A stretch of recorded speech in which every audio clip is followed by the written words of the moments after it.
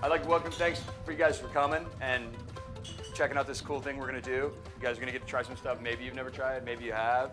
Everybody here, we're all volunteering tonight to do this, and it's just basically to get education to people, have a good time, and for you guys to hang out with butchers in an entertaining environment.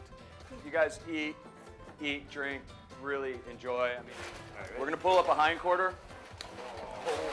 And this cattle that we're using tonight was slaughtered on Friday, so it really has no age on it. It's got 1 week, which is really rare. I doubt any of you guys have had any week-old beef. Most beef, whether it's commodity beef, or even stuff that we do at Avellanos, we hang everything for 21 days. Before we start breaking it down, I'll just give you guys a little roadmap.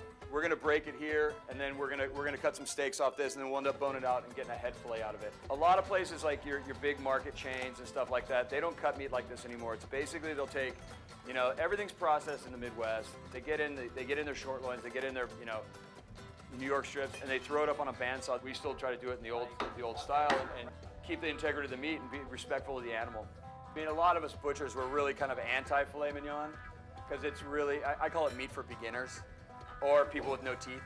But it's so expensive, and it's this kind of like, it's like if you can afford filet mignon, you must be doing well in society. And it's really tender, but it's kind of flavorless, and it's really just not, I mean, you could take a beef shoulder and braise it in milk and cinnamon and sage and make an amazing ragu that I would take any day over a filet mignon. This muscle basically pushes things out of the animal. That's what it does. Is that a polite way of saying it? So yeah, so what we're gonna do is we're gonna cut this into Fiorentinas for you guys for later. And what we're gonna do is we're gonna do them all by hand tonight. And we're gonna work up a sweat for you guys.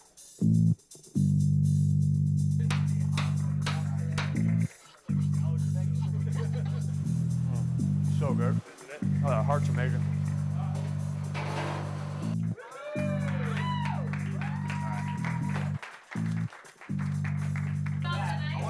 Do we have a pole for the meat to dance around? This stuff's amazing, and it isn't gamey at all, and it still has a bit of flavor. Like it's not as rich as like a prime commodity beef, but it has that flavor to it, and it has a really nice mild beefiness to it. That's amazing stuff.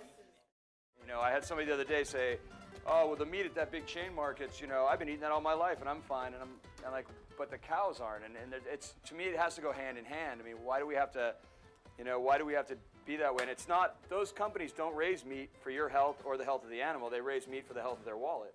I dare anybody to go raise one chicken from an egg to processing and sell it for $2.99, And so it's just like, it costs a little bit more to support this stuff, but eat less meat. We don't need to eat meat 10 times a day. It's like there's like get some legumes, get some good, veggies and stuff. They're like, we live in the breadbasket of America. Like the veggies in this country or in this area are amazing. And if you don't eat meat, I'm fine with that too. I think vegetarians are really cool because they're making a choice. A lot of meat eaters don't make a choice. They just eat. They just go to McDonald's or whatever.